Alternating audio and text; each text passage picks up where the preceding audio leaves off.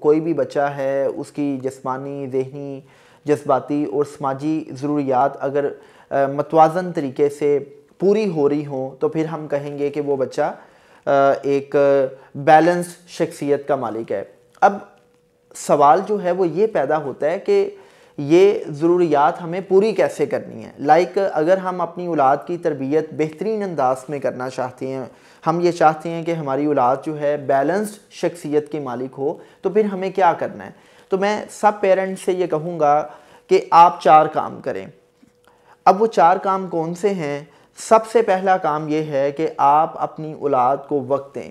आपका रोज़ 1 घंटा अपनी औलाद को वक्त देना इतना ही इम्पॉर्टेंट है जितना इम्पॉर्टेंट बच्चों की जिस्मानी ज़रूरियात पूरी करने के लिए ग़िज़ा है या ऑक्सीजन है।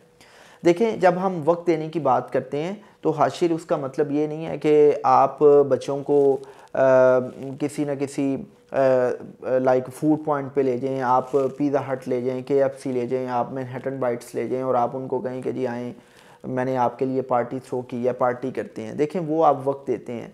लेकिन जब आप तरबियत की बात करते हैं तो तरबियत में वक्त देने का मतलब ये है कि 1 घंटा आपने अपने बच्चों के साथ बैठकर रिफ्लेक्टिव कॉन्वर्सेशन करनी है, आपने गपशप करनी है। दुनिया में कोई भी नॉर्मल बच्चा जब आता है तो वो बेशुमार सवालात करता है, उसके अंदर एक क्यूरोसिटी होती है, उसके अंदर नेचुरली जो है वो क्रिएटिविटी और क्रिटिकल थिंकिंग जैसी इम्पॉर्टेंट जो स्किल्स हैं वो होती हैं, और वो अपनी इस क्रिएटिविटी, अपनी इन स्किल्स का इजहार किससे करता है? सवालात के ज़रिए करता है। आगाज़ इसी तरह होता है। आपकी ये रिस्पॉन्सिबिलिटी है कि आप अपने बच्चे के हर सवाल को इतना इम्पोर्टेंट समझें कि जैसे प्राइम मिनिस्टर ऑफ पाकिस्तान ने आपसे सवाल कर लिया है। जब आप अपने बच्चे के पूछे गए सवालात के जवाबात पूरे फ़हम और शऊर से देंगे तो फिर बच्चे की जो इंटेलेक्चुअल नीड्स हैं वो पूरी होंगी, फिर उसके अंदर flow and depth of thought develop होगा, फिर उसके जो डेप्थ ऑफ आइडियाज़ है वो बढ़ेंगे, फिर आपका बच्चा जो है वो ज़हीन भी होगा, फिर आपका बच्चा लाइक वो शऊर रखेगा कि वो सोसाइटी से इन्फ्लुएंस नहीं होगा। क्यों? क्योंकि आपने रिफ्लेक्टिव कॉन्वर्सेशंस के ज़रिए, आपने गपशप के अंदाज में उस बच्चे की इंटेलेक्ट को इतना डेवलप कर दिया है कि वो खोटे और खरे, सच और झूठ, हलाल और हराम में तमीज़ कर सकता है। और मैं वैसे भी हाशिर जब भी तरबियत की बात आती है तो मैं एक बात किया करता हूँ कि तरबियत इस चीज़ का नाम नहीं है कि आपकी औलाद आपके डर, खौफ, तरगीब या लालच की वजह से आपकी बात मान रही हो, बल्कि तरबियत इस बात का नाम है कि बग़ैर किसी लालच के, बग़ैर किसी खौफ के, बग़ैर किसी तमा के, तरगीब के, आपकी औलाद अपनी चॉइसेस में रहते हुए, अपनी मर्ज़ी से, अपने इख्तियार का इस्तेमाल करते हुए, हलाल और हराम में तमीज़ करते हुए हलाल का चुनाव कर ले। और अगर इसको बड़ा सिंपली मैं कहूँ तो इसकी मिसाल ये दी जा सकती है कि अगर आप ये समझ रहे हैं कि आप लालच दे के, तरगीब दे के, बच्चे को डरा धमका कर बच्चे को नमाज़ पढ़वा रहे हैं, कुरान पढ़वा रहे हैं या स्कूल भेज रहे हैं, तो इसका मतलब ये है कि ये तरबियत नहीं है। तरबियत ये है कि आप अपनी औलाद पे इतना शऊर डेवलप कर दें कि बेटा स्कूल जाना अच्छी बात है, कुरान पढ़ना अच्छी बात है, अल्लाह की इबादत करना, नमाज़ पढ़ना अच्छी बात है। अब आपने शऊर पैदा कर दिया और आपके बच्चे ने अब अपने शऊर का इस्तेमाल करते हुए खुद ये फैसला किया कि यार मुझे नमाज़ पढ़नी चाहिए चूँकि ये अल्लाह राज़ी होगा, मुझे स्कूल जाना चाहिए चूँकि स्कूल एक ऐसी दरसगाह है जहाँ पर मुझे कुछ ना कुछ सीखने को मिल सकता है। तो मैं इस चीज़ को तरबियत कहता हूँ। तो आपने इंटेलेक्चुअल नीड कैसे पूरी की? 1 घंटा वक्त दे के, बच्चे के साथ गपशप लगा के। दूसरी नीड है वो है जी इमोशनल नीड। अच्छा, ये वो नीड है जो सबसे ज़्यादा इग्नोर्ड है। मसलन हम समझते हैं कि बच्चे को ब्रांडेड कपड़े, ब्रांडेड जूते, ब्रांडेड किताबें, ब्रांडेड स्कूल बेचकर हम समझते हैं कि हमने बच्चे की ज़रूरियात पूरी कर दी। मैं वालिदैन से ये रिक्वेस्ट करता हूँ कि खुदा के लिए इस चीज़ को समझें कि आप बच्चे को अगर ब्रांडेड जूता, ब्रांडेड कपड़े या ब्रांडेड स्कूल में नहीं भी भेजेंगे तो ये मैटर नहीं करता। मैटर ये करता है कि आप अपने बच्चे को वक्त देने के साथ साथ उसकी इमोशनल नीड्स कितनी पूरी कर रहे हैं।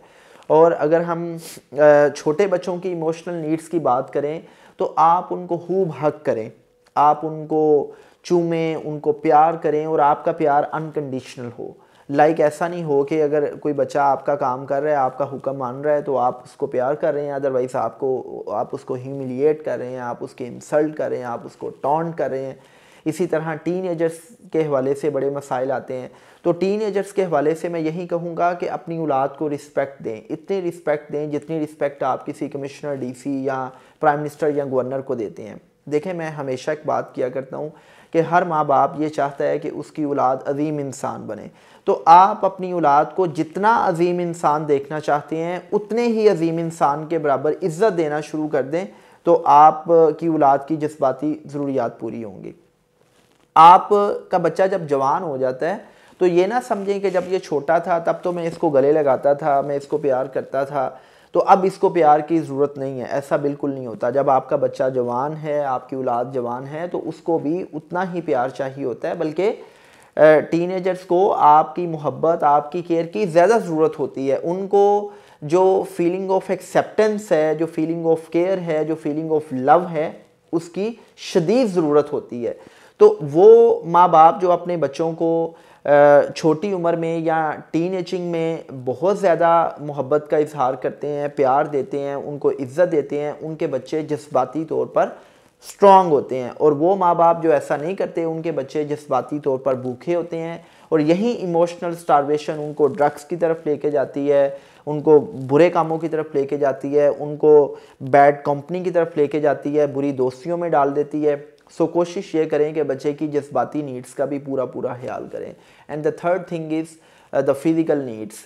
अच्छा, हमने क्या किया है कि छोटे से बच्चों को एक भरा हुआ बैग पकड़ा के उनको स्कूल भेज दिया है, और फिर बच्चा स्कूल से आता है, स्कूल से आने के बाद ट्यूटर आ जाते हैं, बच्चा एकेडमी चला जाता है, फिर कारी साहब आ जाते हैं, उसके बाद बच्चा गेम्स खेलता है, हम उसको खाना खिलाते हैं और बच्चा सो जाता है। इस सारी की सारी एक्सरसाइज में बच्चे की जो फिज़िकल नीड्स हैं वो पूरी नहीं हो रही। और हमें ये मानना पड़ेगा कि इस वक्त सबसे ज़्यादा जो बच्चों में जो प्रॉब्लम्स नज़र आ रही हैं वो उनकी फ़िज़िकल नीड्स पूरी ना होने की वजह से हैं। छोटे बच्चों की मैं बात कर रहा हूँ। लाइक ADHD एक डिज़ीज़ है जो हमें छोटे बच्चों में बहुत कॉमन मिलती है, कि जिसमें बच्चे हाइपर एक्टिव होते हैं। अब हाइपर एक्टिविटी की बड़ी और बुनियादी वजह क्या है? Gadgets, games. और हमने जब बच्चों को आर्म चेयर एक्टिविटीज़ पे लगा दिया और हम उनको फ़िज़िकल एक्टिविटीज़ से दूर कर बैठे हैं, तो उसका नतीजा क्या निकल रहा है? बच्चों में शदीद गुस्सा है, हिजानी कैफियत है, हाइपर एक्टिविटी है, छोटी छोटी सी बात पर बच्चे लड़ते हैं, झगड़ते हैं, ज़िद्दीपन है। तो अगर आप समझते हैं कि आप इन सारी चीज़ों को अपने बच्चे की ज़ात से निकालना चाहते हैं, तो रोज़ 1 घंटा फ़िज़िकल एक्टिविटी बच्चे की फितरी ज़रूरत है कि वो रोज़ 1 घंटा ज़रूर कोई गेम खेले। ये छोटे बच्चे के लिए है कि वो इतना खेले कि स्वेटिंग हो, उसके पसीने निकलने चाहिए। और इसी तरह जो टीनेजर्स हैं, टीनेजर्स भी ऐसे ही है, लाइक स्कूल, कॉलेज है, यूनिवर्सिटी है, सब कुछ है, लेकिन कोई फ़िज़िकल एक्टिविटी नहीं है। तो टीनेजर्स को तो 1 घंटे के बजाय कम से कम 2 से 3 घंटे हर सूरत कोई ना कोई जिस्मानी सरगर्मी करनी चाहिए। यही वो तरीका है कि आप अपने बच्चे की जो एनर्जीज़ हैं उनको चैनलाइज कर सकते हैं। तो ये फिज़िकल नीड्स पूरा करने के लिए मोस्ट इम्पॉर्टेंट है। And the next thing is social needs of a child. तो सोशल नीड्स उस वक्त पूरी होती हैं जब आप बच्चे को क्या करते हैं, घुमाते हैं, फिराते हैं, उसका एक्सपोजर बिल्ट होता है, वो नए नए लोगों से मिलता है, आप उसको अपने रिश्तेदारों से मिलवाते हैं, अपने दोस्तों से मिलवाते हैं। लेकिन हमारे यहाँ पर क्या कल्चर है कि हम छोटे बच्चों के जहनों में ही बदगुमानियाँ डाल देते हैं, फुफ्फो ऐसी हैं, चचा ऐसे हैं, ताया ऐसे हैं, खाला ऐसी है। तो बच्चा जो है वो लोग अपने रिश्तेदारों के साथ कनेक्ट नहीं हो पाता। या जब हम टीनेजर्स की बात करें तो मोस्टली पेरेंट्स जो हैं वो हर वक्त अपनी बच्चों पे, जवान औलाद पे जहाँ पर तनकीद करते हैं वहाँ पर वो उनके दोस्तों को भी लान तन करते रहते हैं। तो मैं ये कहूँगा कि एक तो बच्चों की सोशल नीड्स पूरी करने के लिए आप क्या करें कि रिश्तेदारों से मिलवाएं, दोस्तों से मिलवाएं, बच्चों को सैर सपाटा करवाएं, जितना आप अफोर्ड कर सकते हैं बच्चों को उतना घुमाएं फिराएं।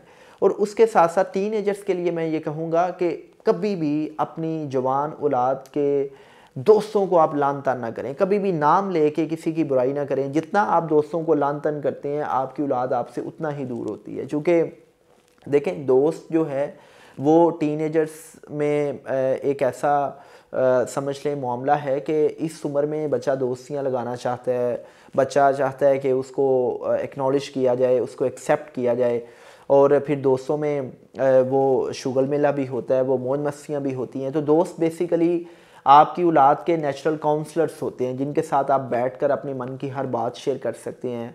और ऑब्वियसली जब आपने उनको वक्त नहीं दिया होता, आपकी उनके साथ बॉन्डिंग नहीं डेवलप होती, तो बॉन्डिंग ना होने की वजह से, फिर जनरेशन गैप होने की वजह से, कम्युनिकेशन गैप होने की वजह से आपकी औलाद आपके साथ अपने मामलात या अपनी बातें शेयर नहीं करती, लेकिन जो दोस्त हैं उनके साथ शेयर करते हैं बच्चे। सो आप अगर समझते हैं कि आपने सोशल नीड्स पूरी करनी है, तो फिर आप बच्चे को ये शऊर ज़रूर दें कि अच्छा दोस्त क्या होना चाहिए।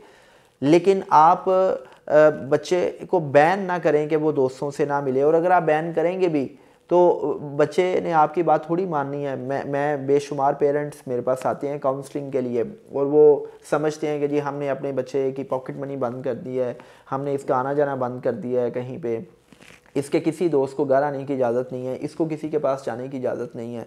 लेकिन उसके बावजूद जब मैं बच्चों के साथ इंटरेक्शन करता हूँ तो वो मुझे बताते हैं कि वो अपने दोस्तों से मिलते हैं, बल्कि चोरी छुपे मिलते हैं।